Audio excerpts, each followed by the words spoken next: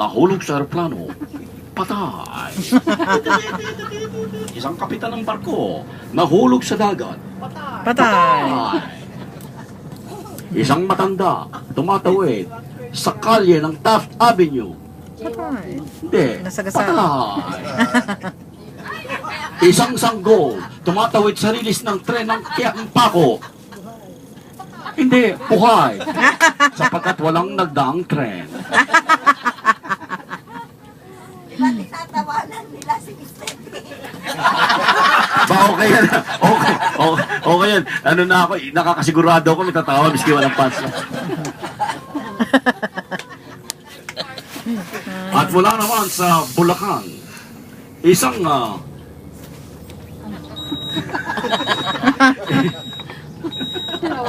dalawa pala. Dalawang bungi, nagkagatan. Dalawang kalbo, nagsabunatan. Isang babae ang naghihintay. Isang babaeng nakatihaya, naghihintay ng isang lalaking madarapa.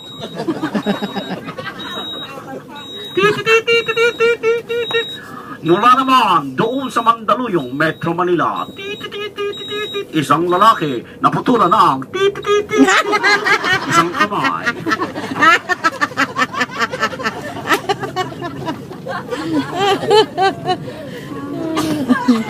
Sa larangan ng palakasan, tinalo ni Manny Pacquiao si Marquez sa larong majong. May laban sila sa December. December 8. Ano pang mga balita ang gusto nyo? Lagay ng panahon. Okay. Nandito tayo ngayon sa Makati. Ayun, no, mayroon. Meron na, yun, meron. Oh, meron na. Kanal. Meron. Yan. Gotcha. Ang Kalakhang Manila ay makakaranas. Very high. Ang Kalakhang Manila ay makakaranas ng maliwanas na panahon maliban sa pagbubuksong pagdilindol at pagbubuka ng lupa.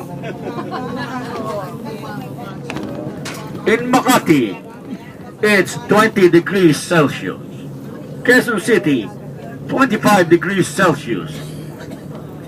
Manila, 26 degrees Celsius. Marikina, day Celsius. Day Celsius. Yan po. At bago po magpaalam ang inyong lingkod, gusto ko lang magbigay ng babala sa lahat ng mga tagapakinig. Isa pong siraulong takas sa National Mental Hospital ang naggagala ngayon sa banda dyan sa Luneta. Madali ho siyang makikilala sapagkat siya ay nagpapanggap na siya si Jose Rizal.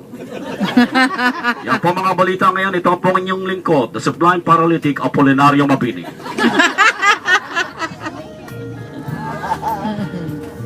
Ano ba tawag dito?